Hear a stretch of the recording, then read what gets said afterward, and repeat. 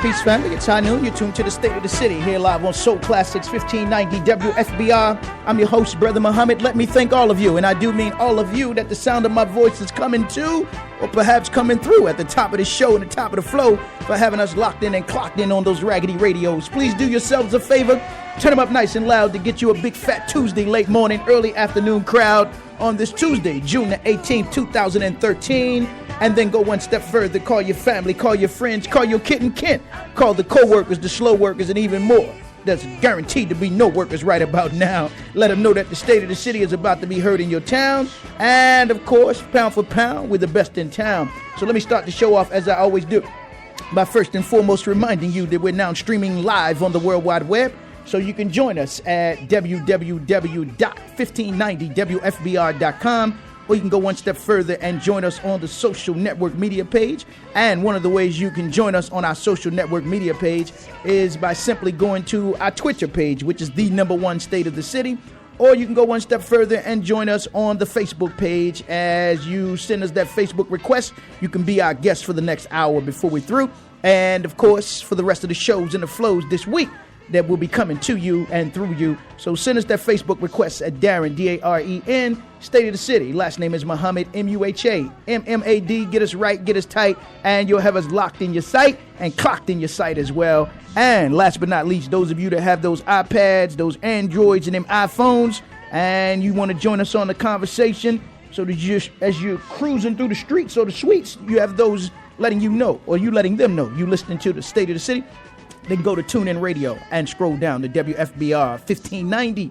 You can get in on the conversation. And last but not least, those that have those personal computers and those that have access to, of course, the PCs, you can go to our Spreaker page at www.spreaker, S-P-R-E-A-K-E-R, and you can get in where you fit in and fit in when you get in on the conversation. And speaking of the conversation, let me start the show off, as I always do, by first and foremost dedicating the show to my brother and friend, Brother Eric Easton. And let me take this opportunity to dedicate the show to all of those that made it through the weekend in the city of Baltimore, for according to, or because of, or according to the recent news reports, we have passed 100 murders in the city of Baltimore.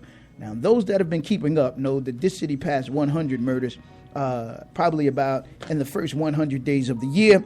So despite the urban legends, despite the myths, despite the disbeliefs and misbeliefs by your Baltimore City Police Department, by Kirby Fowler and the Downtown Partnership, your mayor, some of the members on the city council, and all others, crime is not down in the city, but crime is up in the city. And we'll talk about some of that this afternoon. But to those who made it through the weekend in the city of Baltimore, we lift you up. For those who celebrated Black Pride Day, and I'm talking about Black Pride Day, not those that were celebrating pride in the park, but those that celebrated Black Pride Day by celebrating black fathers, black grandfathers, black brothers, black nephews, and black uncles, and those who are going to be future fathers as well, then we lift you up. And last but not least, let me take this opportunity to dedicate this show to the Honorable Delegate Jill P. Carter, celebrating a Earth Day or birthday on this day, the 18th of June. So if you see her, if you get near her, then extend the greetings of a happy birthday for the work that she's continued to do and the legacy of her father, the Honorable Walter P. Carter. So we say happy birthday or happy Earth Day to the Honorable Delegate Jill P. Carter and all of those that are selling birthdays on this particular day and this particular month as well. And let me get a couple of announcements out of the way, and then we're going to get right in the show and the flow this afternoon. We were hoping to be joined by 12th District Councilman Carl Stokes, who joined us last Thursday, but we rescheduled him for tomorrow. So he's going to join us tomorrow, and I think that's important considering the city just passed the budget, the mayor's budget of 2014, and we're going to have to ask the question, which members on the city council voted against the budget if the budget did not look out for the least of those in the city of Baltimore, in terms of the elders and the children. And the old saying goes, show me where you invest your money, show me where you put your money, show me where you place your money, and then I know what you actually, or who you actually care for in the city of Baltimore. So do not let those who would come on the airwaves and tell you that the mayor did an excellent job in terms of this budget, and the city council did an excellent job, and again, approving the mayor's budget when you have to look at last year's budget compared to this year's budget? And did they even give you a copy of the proposed budget so that you could know what was in the budget? Can you imagine going to a restaurant and they don't give you a menu and they just say, here, we just gonna bring you this food, eat this food. But you never had an opportunity to look at the menu. So as Brother Malcolm said, in the words of Malcolm, just because you sitting at the table, if there's no food on your plate, that don't make you a diner. So just because you in the city don't make you part of the city. Just because you're in the city don't make you of this city. As Jesus said, you can be in the world, but not of the world. And your mayor's showing you in the city, but you're not part of the city. When you see how everybody else is coming in the city and benefiting from being citizens, or those that are not citizens, that are visitors and tourists, ambassadors, diplomats, or those that are just coming in and using the city for a tax write-off, but not investing in the city. They're living in the city, but they're not giving to the city. They're staying or playing in the city, but they're not making sure that they're part of the city. You know what I mean, but we're going to get into that. Let me start off. I know today, of course, is the beginning of the trial of Officer James Laborde out there in Baltimore County, who, of course, was responsible for the death of young Christopher Brown. So we ask that you keep that family in prayer and pray that the truth come out, but work for the truth to come out as well. And maybe a little contrary to his mom, when she says they're not looking for a life for a life. Well, you may not be looking for a life for a life, but I come out of the tradition of that Old Testament: an eye for an eye, a tooth for a tooth, arm for an arm, a head for a head, and a life for a life. So you didn't have the right to take that young man's life. So therefore, perhaps if you had to give up your life, then you would have been a little more kinder and gentler toward Christopher Brown and the taking of Christopher Brown's life. But we just pray that the truth comes out regarding that matter. And let me thank the living legend, Baba D. Gregory. He's been reaching out to me and talking about us, perhaps, I think, doing a show together, whether it be in radio and television. So stay tuned, because there'll be more information coming forward with that as well. And with that, let me thank John Potash, who joined me on the State of the City this past Saturday, author of the book, The FBI War on Tupac Shakur, Malcolm X, Dr. King, the Panther Party, the Political Left, and many more for sure. I want to thank him for taking time out of his busy schedule and joining me on the show as we stop to talk about, of course, Brother Tupac Shakur, who would have celebrated his 42nd birthday, I believe, or 32nd birthday, 42nd birthday, I believe, would have been this past Saturday, and or Sunday, rather, on the 16th. Let me also thank Brother C. Miles, the High Sheriff of Underground Talk, How You Like Me Now.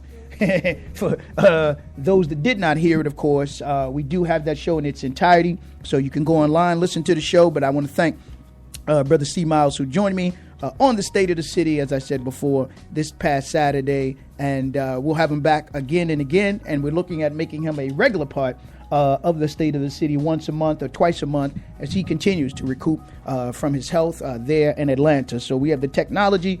We can rebuild him. We can make him better. We can make him stronger, and we can make him better.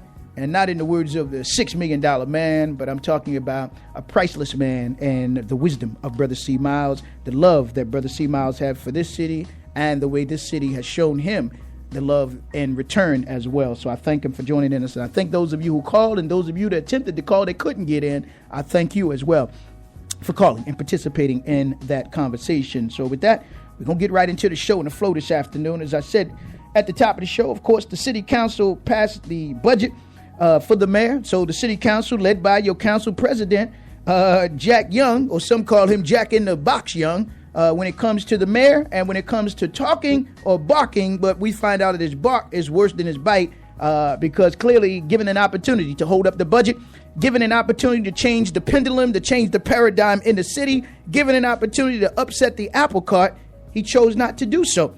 So therefore, he went along and co-signed for the mayor by approving this budget. If you can hold it up to affect Wall Street, to affect the bond companies, to say you can't continue to come in this city and get something for nothing, to affect those on Charles Street that make the decisions from the Greater Baltimore Committee to the Baltimore Development Corporation, to affect those that sit in high places in smoke-filled rooms and they're determining the public policies in the city of Baltimore, to affect the developers in the city of Baltimore, to say you can't have business as usual as it relates to your policies toward the citizens in the city of Baltimore, to affect the mayor to say that I not only championed and talked about introducing legislation to make these contractors hire 50% of the workers to be city employees, but I'm going to show you now that I mean business, that we're going to hold up your budget. But given an opportunity to do that, did not do it. He did not do it. So in the words of Stevie Wonder, you haven't done nothing, Jack. You haven't done nothing, Jack. And the question we'd have to ask is how many other members on the city council voted for the mayor's budget? How many of the other members on the city council voted for the budget? And if this is to be a city of the people, for the people, and by the city, then why didn't they make, as I went to those council hearings, I didn't go this time because I get tired of the dog and phony show or the dog and pony show. But you go down there and they have you coming out for the budget hearings and coming out for the town hall meetings, taxpayers night. And when you go up there, they just give you a sheet of paper. But you need a copy of the actual budget, man. You need a copy of the actual budget. If they got something they want to come in the neighborhood and push, they come out and they give you a copy of what it is they want you to push. Like they were coming around going door to door in that Sandtown, Winchester, Easterwood community a few weeks ago with all the city agencies and giving you some meals ready to eat when you didn't even need that old bad dog food. But nevertheless, when it comes to the budget, you couldn't get a copy of last year's budget or copies of the proposed budget for this year. So how can you compare what your mayor, of course, designated toward education last year? If you don't know about what she designated last year, how can you say she's given a significant amount of money toward education this year? And I'm not talking about the amount of money comes from the federal government. I'm not talking about the amount of money that's coming from the state government, but I'm talking about the amount of money that's coming directly out of your mayor's $2.4 billion budget. I'm talking about the queen bee down there. I'm talking about the queen bee. And can the queen bee make some honey down there for you? And I'm even talking to some of you wannabes used to be. You know the old folks say used to bees don't make no honey. So you the used to bees, while everybody else that's coming in the city, they getting the cheese while you getting the fees or footing the fees. They getting the tax breaks while you getting the axe, they getting the tax breaks. While they getting the cheddar, your conditions are not getting better, man. So we have to ask what's in the budget, and then you can begin to follow the money by asking what's in the budget and look at what's in the budget. Look at where the bulk of the budget money is going. If it's going to fire and police and public safety at a time that they've been wasting money, then the question we got to ask is, show me where you invest your money, then I know where you really care. But again, is this budget that's been passed $2.4 billion, man, which is nothing to sneeze at. We're talking money now. We're talking bank now. So you got the queen bee down there talking about your mayor, queen bee, and sitting on this budget, which was approved by the city council, and it had to be approved by usually June the 30th, so they could have held it up. Today's the 18th. They could have held it up for 12 more days to get out of it what they needed to get out of it for the city workers, for rank and file city workers, for city residents, for the elders, when it comes to those that may have homes under or valued or estimated less than $100,000. Why should those that have homes over $150,000, over $200,000, why should they get a tax break and you don't get a tax break? That's not fair. Why should they? This is nothing but more redlining. This is nothing but blacklining. This is a jigger tax, if you know what I mean. But again, does this budget, and you have to ask who benefits from this budget in terms of the citizens in the city of Baltimore. Will this budget bring relief or will it bring more grief? Is it inclusive or is it exclusive? And as I said before, who's getting the tax breaks? Who's getting the tax takes, man? And how much money did your mayor set aside in this budget for education, which is about our children and about the future of our children? And if she only gave up $6 million toward recreation, then the question is, how much did she put toward recreation last year? How much did she put toward recreation last year? And let me expand the envelope. Let me give you an idea of how much money she should be putting up. Anytime your mayor, who should have to go downtown and register as a lobbyist, she should go down there and register in the state office building down there, wherever you got to register, whether it's in the Schaefer Towers, pardon me, the Gayfer Towers, and I'm coming to that in a minute, whether it's in the Gayfer Towers down there or whether it's down there in the state office building there off of Preston Street. But she should have to register as a lobbyist for Michael Beatty, for John Patarakis, and for H&S Bakery, man. Because anytime your mayor is going to give and put up $170 million toward a fat Greek who got one foot in the grave and one foot in Harbor East, And she giving $6 million to the Department of Recreation, man.